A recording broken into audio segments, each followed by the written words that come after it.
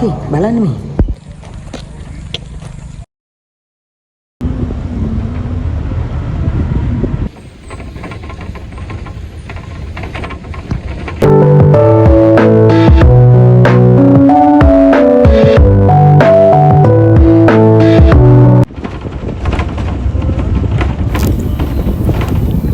අදත් ඔන්න travel with Thiru YouTube channel එකට ඔයාලා සාදරයෙන් පිළිගන්නවා.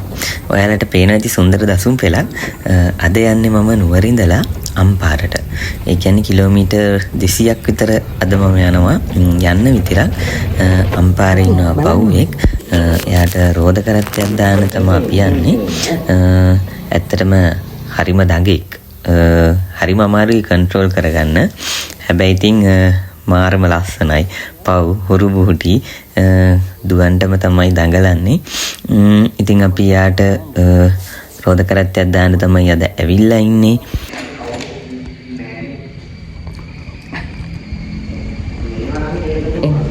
ඔයාලට මොකද අපි ඔයාලට කරත්ත දාන්න යන්නේ. ඔයාලට කරත්ත දාන්න.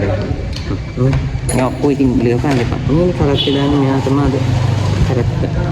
ඔය ඉතින් කොහොම කරන්න එපා නේද? කරත්තයක් දාලා දෙන්න ආවම තුම කරන්නේ එකක් තියෙනවා මම. කරත්ත බබා. කරත්ත බබා. Okay. ඉතින් අවුරුදු දෙකකින් විතර තමයි මේ ඇවිදින්න හදන්නේ. අපිට හරිම අමාරු වුණා කන්ට්‍රෝල් කරගන්න. හැබැයි ඉතින් පැය 5ක් විතර ගියා මෙයාව අපිට ට්‍රේන් කරලා මේ තත්ත්වයට ගන්න. ඔයාලා දකින්නේ මේ පැය 5ක විතර අපේ කැපවීම. ඉතින් කොහොම හරි අපි ඇවිද්දුවා. ඉතින් ඔය තමයි අවුරුදු දෙකකින් විතර ලස්සනට ඇවිදිනවා. මම හිතන්නේ පාරට ආවෙත් අවුරුදු දෙකකින් විතර. මොකද දැන් යාළුවෝ බලන් ඉන්නවා. තාම එයාට හිතා ගන්න බැරුව ඉන්නේ මම හිතන්නේ මේ ඇවිදිනවාද කියන එක.